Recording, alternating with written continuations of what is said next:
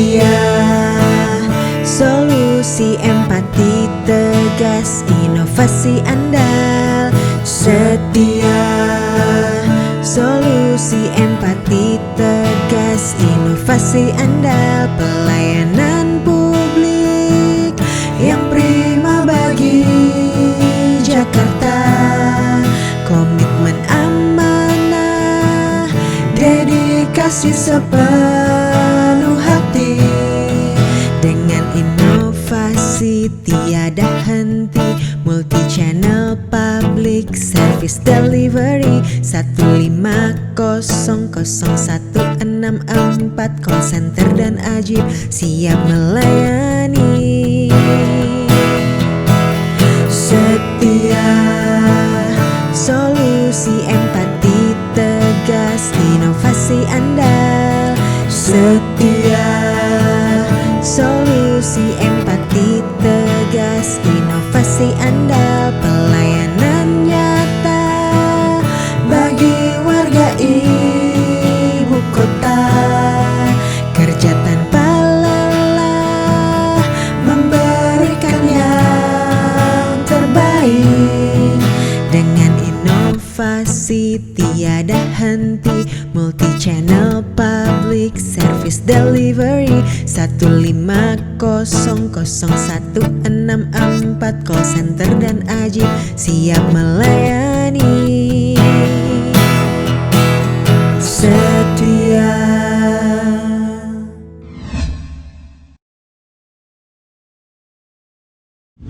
Ini bawaannya tuh adem, meneduhkan. Setuju ya rekan SN Jakarta dan warganet ya.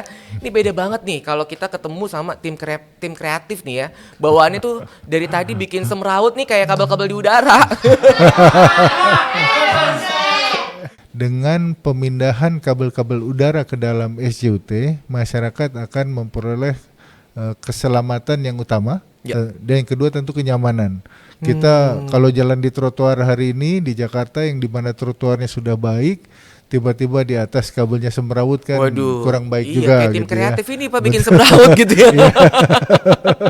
Kalau kita lihat ya, terutama di wilayah kerja penugasan kami di Jakarta Selatan dan Jakarta Timur. Nah, apalagi Jakarta Selatan tuh kan Ya. banyak banget netizen-netizennya tuh.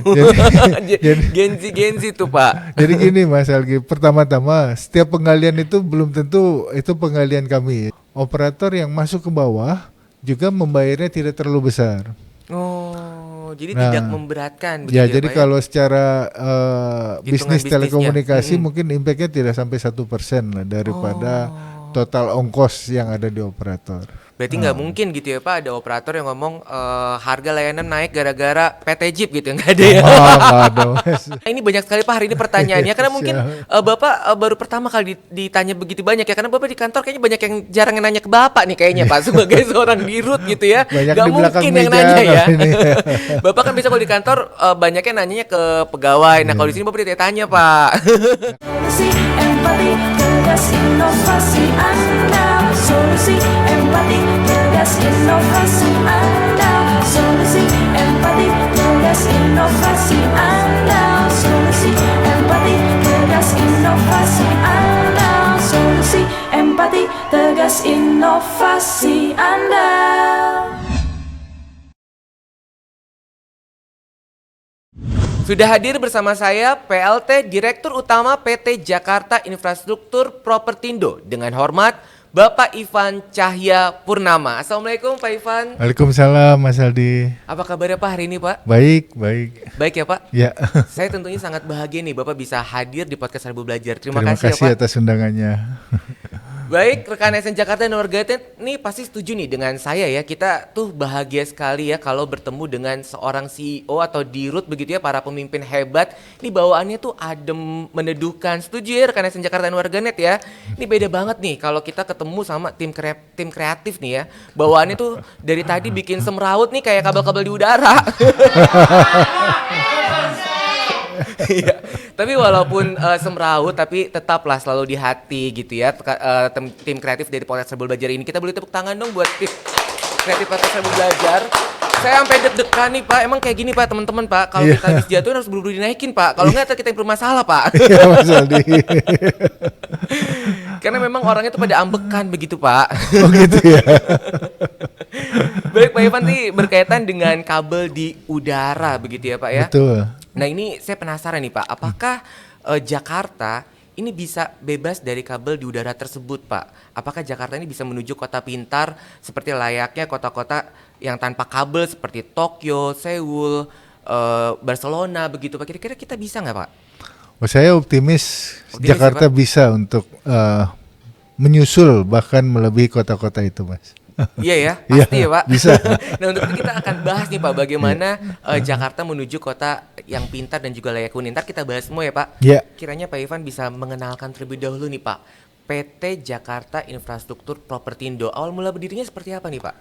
Baik, Mas Aldi, terima kasih. Jadi kami PT Jakarta Infrastruktur Propertindo adalah anak usaha daripada Jakarta Propertindo Perseroda yang merupakan BUMD DKI Jakarta. Nah, kami dibentuk pada tanggal 2 Oktober 2006 dengan tugas menyelenggarakan infrastruktur layanan telekomunikasi, informasi dan komunikasi atau kalau kita sebutnya TIK ya, layanan TIK. Visi kami itu adalah untuk menjadi perusahaan yang unggul dan terdepan dalam penyediaan infrastruktur maupun layanan TIK di seluruh Indonesia. Dan kami juga memiliki misi untuk membangun perusahaan yang terus tumbuh dan berkembang dan memberikan nilai manfaat bagi para stakeholder kami. Mungkin itu. Baik, jadi artinya Jeep ini merupakan anak usaha dari Jakpro yang biasa kita Betul, kenal gitu ya Pak betul. ya, Jakarta Propertindo. Ya. Lalu apa saja Pak bidang usaha dari Jeep ini Pak? Jadi bidang usaha kami lebih banyak di dalam bidang usaha layanan informasi, telekomunikasi dan informasi, di mana itu adalah satu SCUT, kedua ada digital signage juga, ada IoT. Tadi saya lihat videonya yang ada di Ya, Bogor, Medan ada di gitu Bogor, ya Pak. ada di Medan, ada di kalau kita Bukan hanya di Jakarta begitu ya. ya. Kalau kita banyaknya digital signage-nya di daerah selatan. Kemudian juga kami memiliki solusi-solusi IoT dan solusi-solusi untuk FTTH di atau kita sebutnya internet di rusun-rusun. Baik, Ya. jadi ini memang sangat sesuai begitu ya rekan Nesen Jakarta dan warganet dengan tema kita hari ini kota Ya. pintar dan layak huni. Karena Bapak Siap. menyediakan transformasi digital yang begitu pesat ya Pak ya. Betul, betul, Mas. Lalu saya penasaran nih dengan pandangan Bapak. Ya. Sebenarnya menurut pandangan Bapak apa Pak yang dimaksud dengan kota pintar dan kota yang lebih layak huni Pak? Ya, jadi kalau menurut kami, kota pintar adalah kota yang istilahnya inovatif dalam menyelenggarakan segala kegiatannya, aktivitasnya. Dalam konsep kota pintar itu sendiri ada 3 parameter. Pertama adalah kita sensing, kita monitor. Kedua itu kita understanding. Dan yang ketiga adalah kita acting. Nah, kalau kita ngomong sensing itu contohnya kita banyak menaruh sensor-sensor ya. Di dalam kota Jakarta ada sensor air, sensor hujan, sensor polusi dan lain-lain. Itu untuk sensor itu mengirimkan datanya ke dalam server, itu kami membangun infrastruktur telekomunikasinya. Jadi infrastruktur TIK itu diperlukan untuk data-data dari kota pintar itu terkumpul menjadi satu. Nah, setelah data-data itu terkumpul, itu harus di understanding, harus ada analisa terhadap data-data dianalisis tersebut ya. ya. Data-data tersebut itu biasanya dilakukan di data center. Nah, data centernya biasanya kalau kita di selatan ada data center di Gedung Cyber, ada juga di Duren 3 dan beberapa data center di Jakarta ini tersebar luas. Nah, untuk understandingnya itu bisa kita lakukan secara manual dalam artian secara program, atau bisa juga kita lakukan secara AI, artificial intelligence. Nah, setelah data itu kita understanding, actingnya itu nanti ada dilakukan langsung, bisa secara digital maupun tidak. Contohnya ada masyarakat melaporkan ini ada sampah, tentu nanti ada petugas sampah yang datang untuk membersihkan sampahnya. Mungkin begitu, Mas. Oh, berarti tadi itu kriteria-kriteria yang Bapak sebutkan begitu ya Pak Ya. ya. Nah, menurut Bapak Jakarta ini udah menuju ke situ belum Pak, kota pintar ini Pak? Oh, Jakarta, solusi Jakarta banyak. aplikasi-aplikasi yang digunakan oleh Kota Jakarta. Kalau kita hari ini mungkin menggunakan Jaki ya, Mas ya. iya. Nah, selain itu juga ada beberapa aplikasi yang memang dikembangkan untuk masyarakat ini bisa mengetahui kondisi-kondisi di Kota Jakarta. Nah, kalau kita lihat menurut Smart City Observatory dari IMD World, kota pintar di Jakarta ini ada sekitar 141 kota, Mas. Nah, alhamdulillah Jakarta hari ini ada di ranking 102. Dan dengan kita terus mengembangkan layanan infrastruktur telekomunikasi dan informasi, ini Jakarta nanti bisa menaik peringkatnya. Oh, jadi dari 141 kota dunia, kota pintar dunia, Jakarta peringkat 102. 102 Kita hari bentuk tangan ini. lah buat Jakarta, luar biasa ini. Ini tentunya karena transformasi digital itu tadi ya Pak ya? Ya, betul Mas Eldi. Dan ini akan terus meningkat begitu ya kalau Terus memang meningkat. ekosistem digital ini benar-benar dijalankan begitu ya Pak ya? Iya. Saya jadi semakin penasaran nih Pak. Soalnya ketemu di root jadi deg-degan saya ya.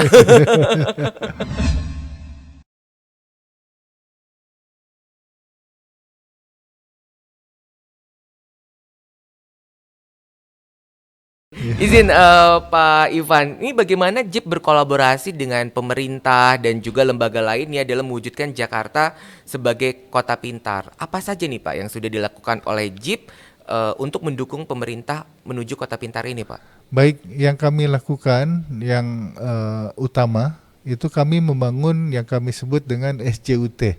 SJUT. Ya, SJUT adalah sarana jaringan utilitas terpadu, di mana fungsi SJUT itu adalah untuk memastikan layanan utilitas yang berupa internet, berupa listrik, berupa air maupun gas itu di dalam sarana utilitas yang sama, sarana jaringan yang sama, sehingga nanti masyarakat akan merasakan keamanan dan kenyamanan di dalam kota. Itu adalah fokus kami yang kami lakukan di Jakarta.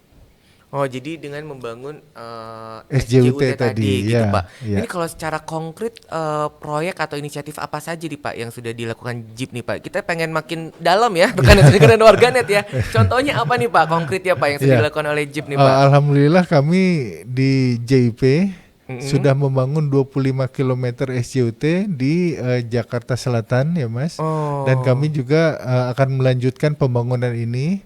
Harapan kami dalam setahun ke depan dari 25 km ini kita bisa mengembangkannya menjadi 100 km.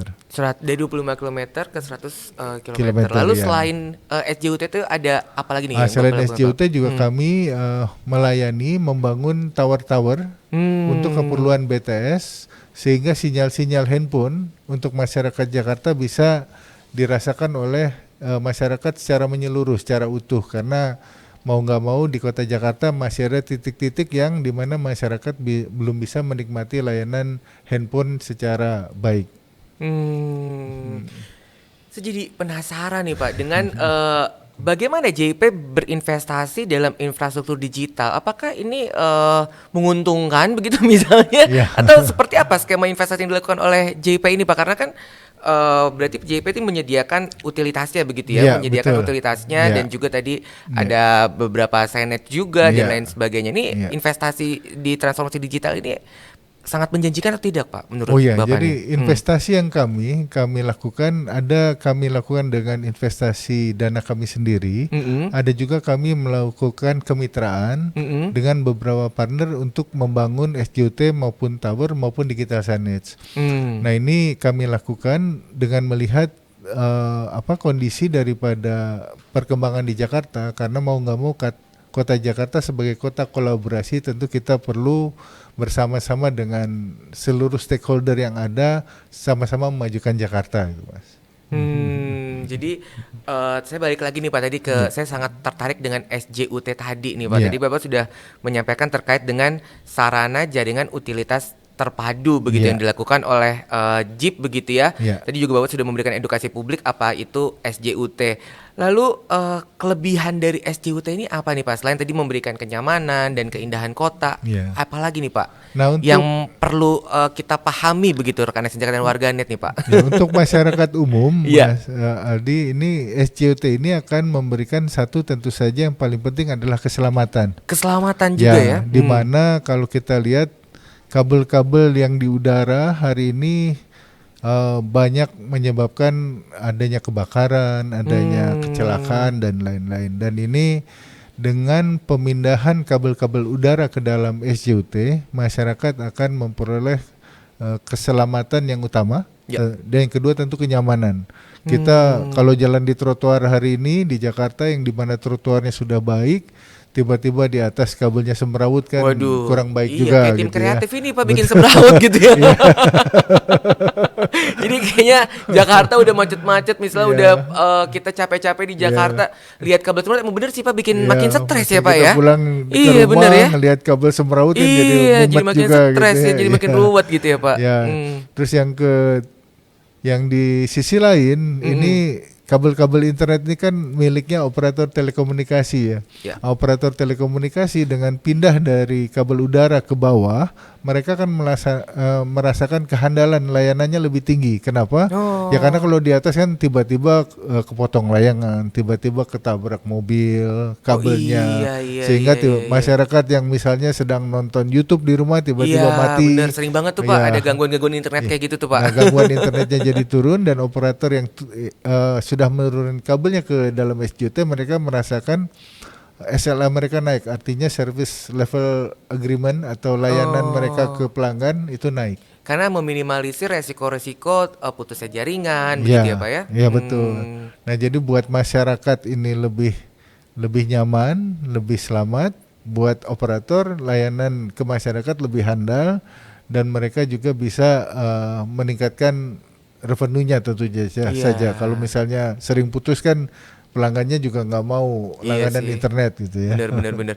Dan yang menarik juga kalau kita sering nonton film-film Korea gitu ya Pak, kan Korea tuh di Seoul itu kan udah nggak ada kabel-kabel di udara gitu ya. Mungkin suatu saat kita bisa bikin foto-foto jenik gitu ya di jalan-jalanan Jakarta yang tanpa kabel gitu ya Pak ya. Ya betul, bahwa usaha menurunkan ini tentu saja harus dilakukan dengan dukungan seluruh pihak ya Mas Aldi. Benar. Kami di JIP ini membangun infrastrukturnya.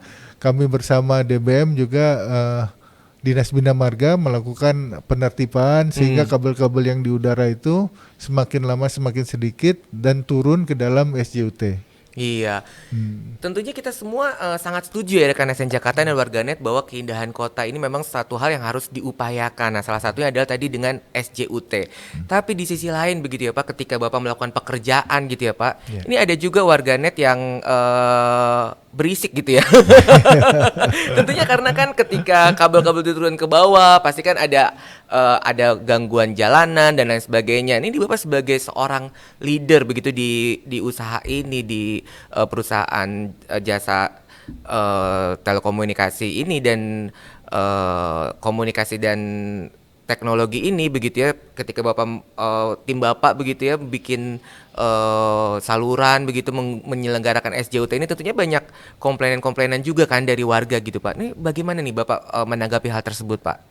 Ya, jadi mungkin kalau kita lihat ya, terutama di wilayah kerja penugasan kami di Jakarta Selatan dan Jakarta Timur. Nah, apalagi Jakarta Selatan tuh kan banyak banget netizen-netizennya tuh. Genzi tuh Pak. Jadi gini Mas Algi, pertama-tama setiap penggalian itu belum tentu itu penggalian kami. Jadi kalau kita lihat di Jakarta ini yang suka gali itu apa sih? Pertama operator telekomunikasi tentu. Yang kedua ada juga PLN, yang ketiga ada juga gas, yang keempat ada juga air. Jadi inilah yang kami usahakan agar pekerjaan itu pertama bisa dilakukan secara sinergi. Artinya jangan sampai hari ini kami menggali, besok PLN menggali, lusanya PAM menggali. Kenapa kita tidak melakukan secara berbarengan? Yang kedua terkait infrastruktur yang kami bangun, itu sifatnya istilahnya tidak menggali secara kayak kita bangun selokan gitu. Kita lebih ke arah mengebor di dalam. Dan itu juga dilakukannya hanya pada malam hari. Artinya kami mulai kerjanya kira-kira setelah midnight dan berhenti kerja sebelum subuh biasanya. Dan itu ditutup semua. Jadi sebenarnya masyarakat Jakarta tidak merasakan adanya gangguan yang terlalu besar gitu, karena di jam-jam segitu trafik lalu lintas tidak banyak. Ini salah satu komitmen Ya. gitu ya dari PT Jeep gitu ya, Betul, bahwa betul. tetap kenyamanan warga ini menjadi salah satu yang utama gitu Iya ya Pak betul. ya. Ya mungkin juga kalau lagi pembangunan terkadang memang ada jalan-jalan yang sedang dikerjakan. Cuma ini hanya kami lakukan sekali. Jadi bukan berarti ada operator mau masuk tiba-tiba kita gali lagi, itu enggak Mas. Jadi hanya sekali saja kita bangun. Setelah itu mereka yang mau masuk ke bawah itu tinggal istilahnya menarik kabel lah di bawah.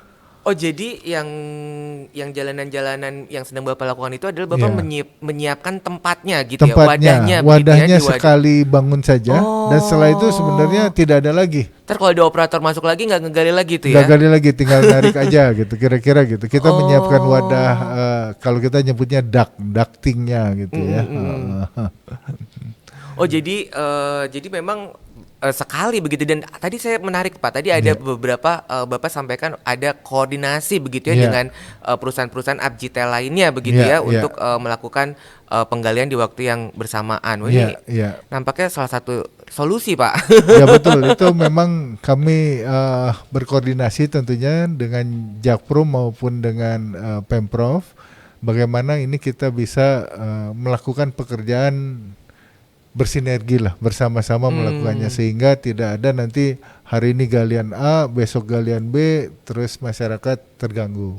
Baik, nah ini saya ingin mendalami lagi nih Pak terkait dengan hal ini Pak, karena ini sangat menjadi perhatian kita semua ya, rekan-rekan dan juga dari warganet ya. Lalu apa nih Pak SOP-nya? Sebenarnya ada nggak sih Pak SOP ketika kita melakukan galian-galian itu dari perusahaan-perusahaan ini Pak? Apa yang perlu masyarakat pahami dan ketahui begitu? Oh ya, tentu saja sebelum memulai penggalian, kami pertama-tama kami melakukan desain dulu. Desain bagaimana kalau kita sebut wadah tadi atau ducting tadi itu kita gelar seperti apa desain teknisnya. Kemudian bersama-sama dengan Dinas Bina Marga DKI kami melakukan sosialisasi kepada masyarakat. Ya, kepada camat atau lurah setempat kita jelaskan apa yang mau kita lakukan. Tujuan daripada pembangunan SJOT ini adalah untuk sebisa mungkin kabel-kabel yang ada di atas turun semua ke bawah. Ya. Nah, kalau misalnya sudah turun dan ada yang narik, itu kan kalau tanpa partisipasi masyarakat dalam sebulan 2 bulan jadi semeraut lagi. Ya. Nah, ini peran daripada masyarakat di lokasi maupun peran dari aparat Camat lurah pemerintah ya. di lokasi untuk memastikan bahwa karena ini sudah bagus, jangan lagi ada yang narik-narik di atas itu, Mas. Ya.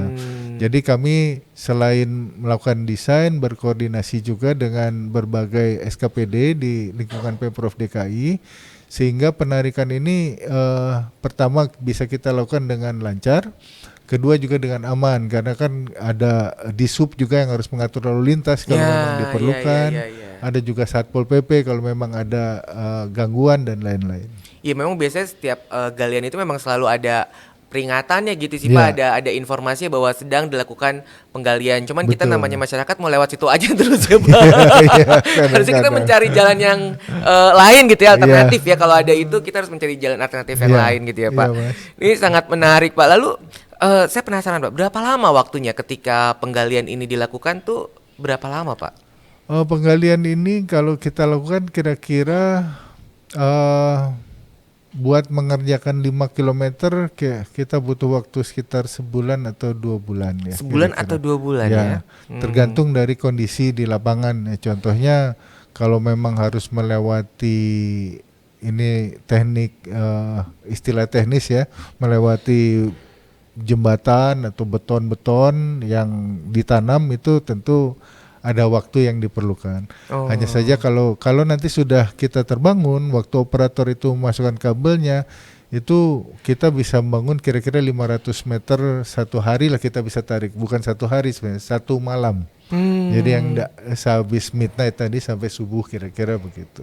Ya, nah ini juga menarik nih Pak, ketika Bapak melakukan SJUT itu gitu ya Pak, berarti kan ada operator dan lain sebagainya. Iya. Ini ntar akan mempengaruhi biaya internet kita nggak Pak? Ntar saya nggak bisa WA-an lagi nih gara-gara internet pada Iya. masuk ke bawah gitu.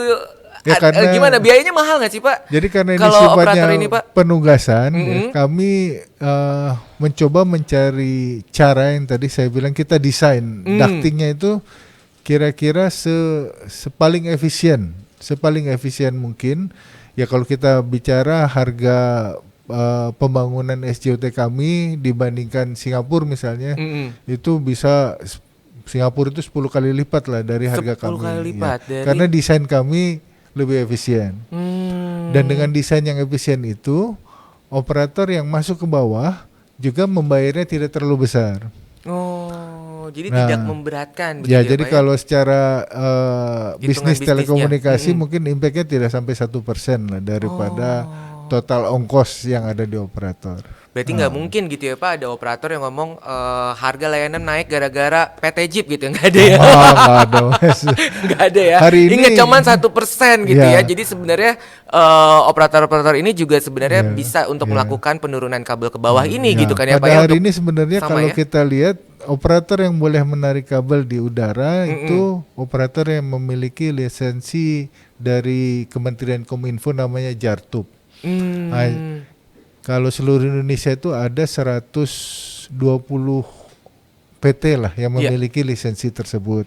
Nah, pelanggan kami yang ada di Jakarta Selatan ini ada udah sekitar 61 operator. 61 operator Ya. dan itu Dan memang itu adalah seluruh operator yang ada di situ. Jadi hari ini tidak ada operator yang istilahnya tidak mau masuk gitu. Semuanya sudah mau masuk dan ini kami sedang usahakan agar semua penurunan kabelnya bisa terjadi dengan singkat dan cepat sehingga insya Allah di kuartal 1 tahun depan SJUT yang kami bangun 25 kilo ini sudah akan terlihat hasilnya di mana semua kabel sudah tidak ada lagi di udara. dan memang sudah ada kebijakan dari Pemprov DKI Jakarta juga ya Pak ya, Ya, bahwa memang betul. untuk kabel-kabel tidak boleh lagi berada di udara begitu Betul, ya Pak. Mas. Iya.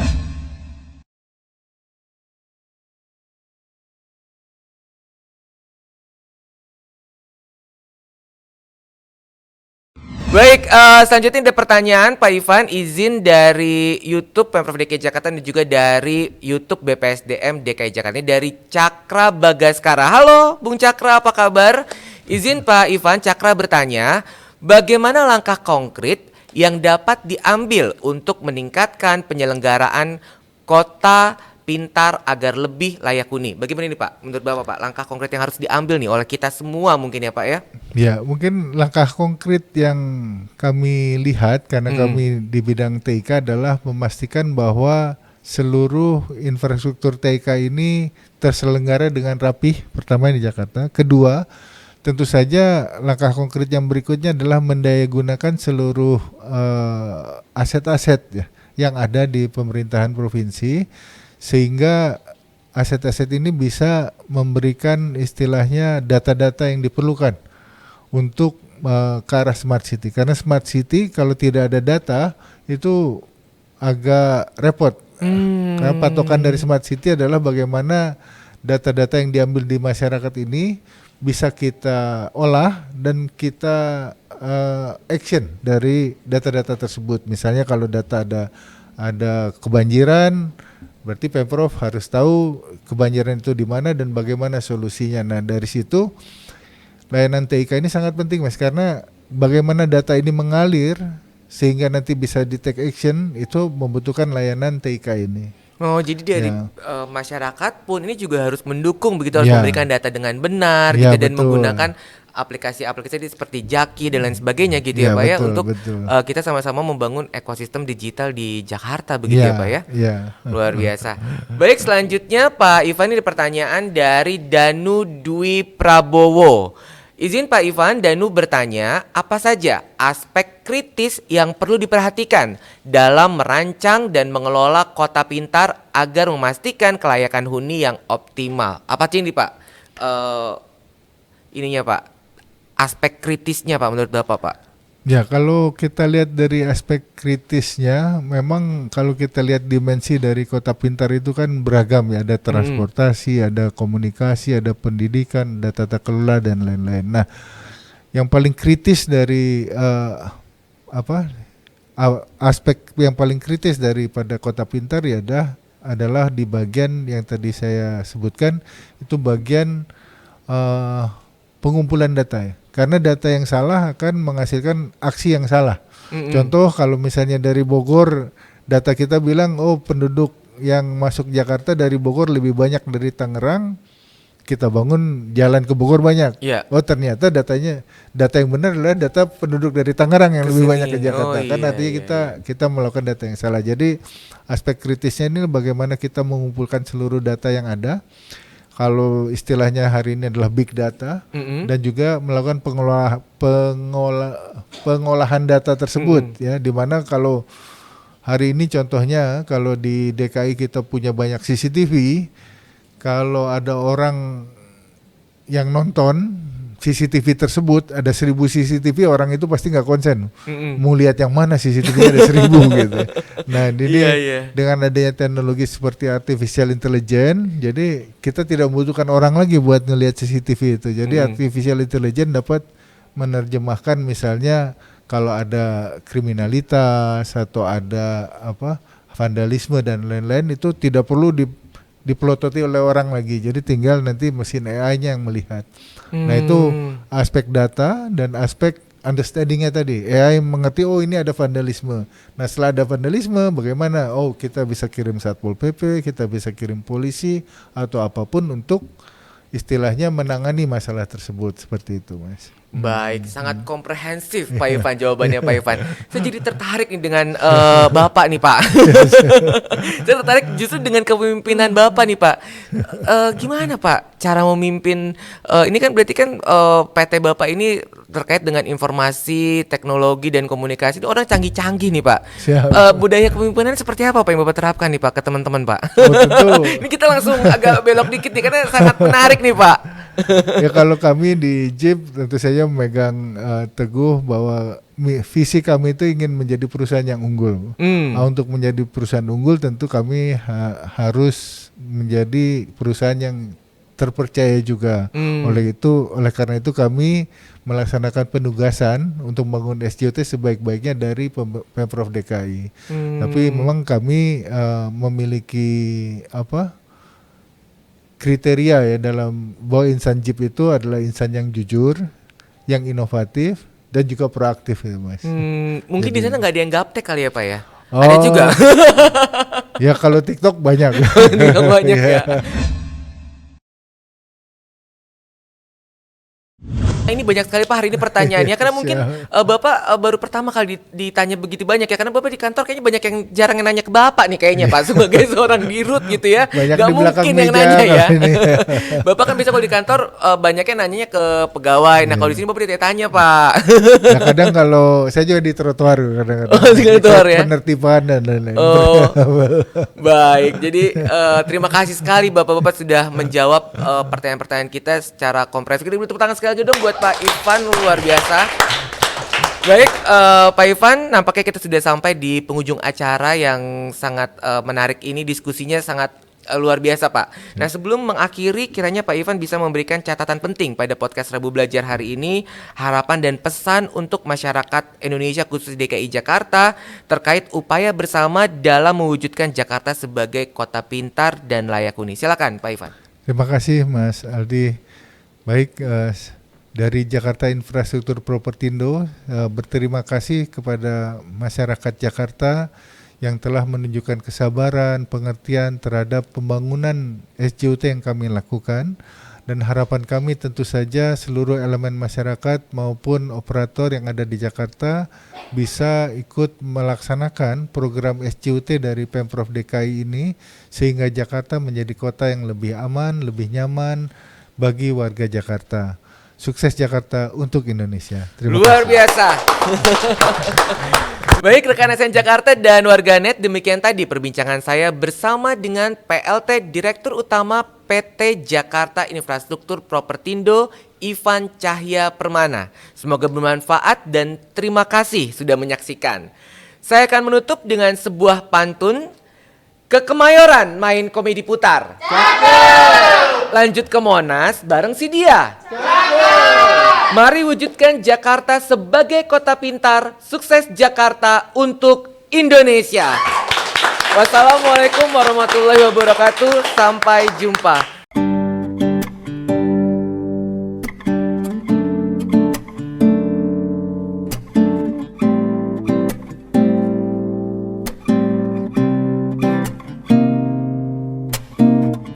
Dari kejauhan tergambar cerita tentang kita, berpisah jarak dan waktu.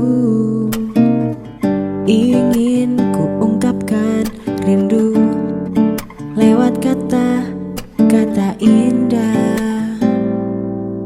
Tak cukup untuk dirimu, sebab kau terlalu indah. Dari sekedar kata, dunia berhenti sejenak menikmati indahmu. Dan apabila tak bersamamu, ku pastikan ku jalani dunia tak seindah kemarin. Sederhana, tertawamu sudah cukup lengkapi sempurnanya hidup bersamamu. Dan apabila tak bersamamu, ku pastikan ku jalani dunia tak seindah kemarin. Sederhana, tertawamu sudah cukup lengkapi sempurnanya hidup bersamamu, sebab kau terlalu indah. Dari sekedar kata, dunia berhenti sejenak menikmati indahmu.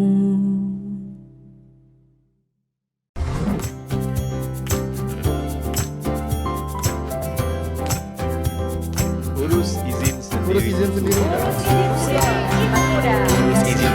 Itu mudah. Follow Instagram @layananjakarta.